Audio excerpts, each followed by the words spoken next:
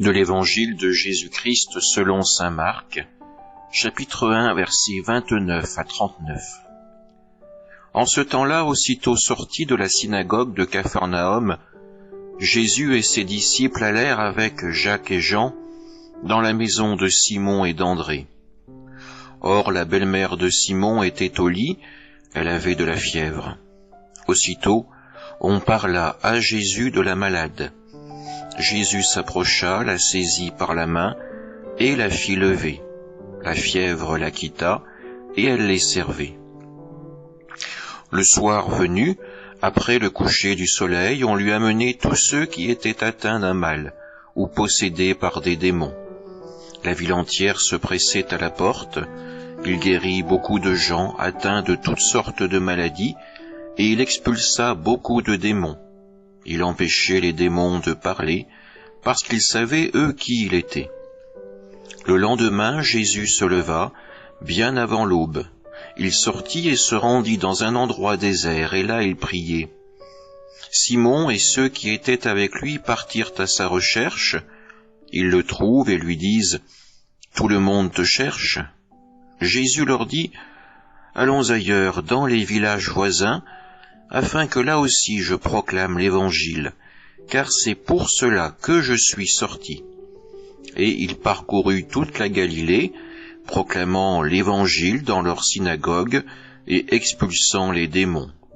Acclamons la parole de Dieu.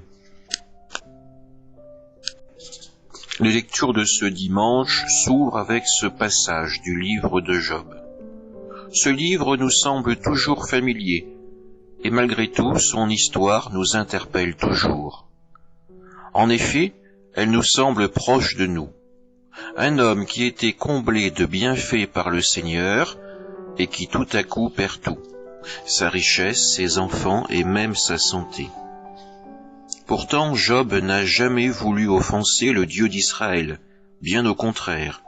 Son souci était de rendre grâce à Dieu pour ses dons.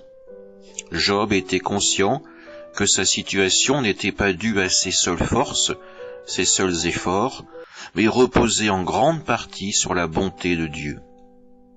Une sorte d'équilibre s'était donc mis en place.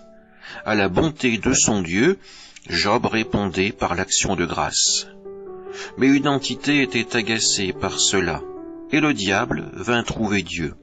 Il lui lança une sorte de défi, que Job, le protégé de Dieu, perde sa position et sa famille, et bientôt il maudirait le Seigneur. Dieu releva le défi, néanmoins il fixa une limite à l'action de Satan, qu'il ne fasse pas mourir Job. La suite nous la connaissons, et si Job ne renie ni ne maudit son Dieu, il ne peut s'empêcher de se questionner. Pourquoi doit-il subir un tel sort? Ses trois amis viennent le voir et l'invitent à examiner sa vie. Job a dû commettre une faute, un péché si grand que Dieu lui fait payer. Et ce type de réflexion est aussi la nôtre. Quand nous disons « Qu'est-ce que j'ai bien pu faire au bon Dieu ?», nous sommes au même niveau de réflexion que les amis de Job. Sa propre épouse lui dira la même chose. Pourtant, Job n'en démordra pas.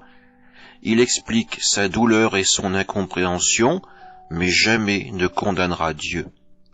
Job s'interroge, mais toujours dans la foi et la confiance envers le Seigneur. Arrivé à la fin du livre, nous trouverons Job en pleine discussion avec Dieu. Et Job le reconnaîtra, il ne peut entrer dans la logique de Dieu et comprendre les mystères profonds de la vie. Si nous attendons du livre de Job une morale simple et claire sur le pourquoi du mal, sur le sens profond de la vie, nous serons déçus. En revanche, ce livre nous montre une chose, c'est que Dieu entend notre plainte, que nous avons le droit de faire monter vers lui nos cris et nos pleurs, comme un enfant pourrait le faire envers ses parents. Job, c'est avant tout le livre qui nous invite à nous ouvrir à Dieu dans la confiance et la simplicité. Job, c'est le livre qui nous montre que le Seigneur nous entend toujours. Il entend toujours ses enfants et répond à leurs plaintes, mais pas toujours de la manière dont ses enfants le voudraient. L'évangile de ce jour nous montre également des plaintes, des gémissements de douleur qui montent vers le Christ. Jésus vient de sortir de la synagogue de Capharnaüm où il a guéri un possédé. Et à peine arrivé dans la maison de Pierre, on lui annonce que la maîtresse de maison est souffrante, qu'elle a de la fièvre. La fièvre. Dans la Bible, elle peut être comprise comme un châtiment envoyé par Dieu, ou, ce qui est plus fréquent à l'époque de Jésus, comme le signe d'une possession par le mauvais.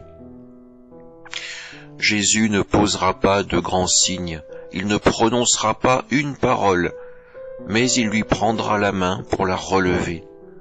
Cela suffira pour que la femme soit guérie et se mette au service. La souffrance de cette femme a été entendue par Jésus et il y a répondu. Et dès la fin du sabbat, c'est la ville entière qui se presse devant la maison pour que Jésus guérisse, pour que Jésus délivre.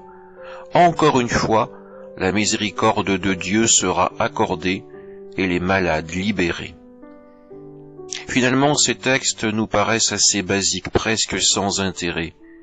On y voit l'amour de Dieu en action, et cela nous semble banal. Nous ne sommes même plus frappés par ce que nous entendons. Jésus guérit, oui, et alors?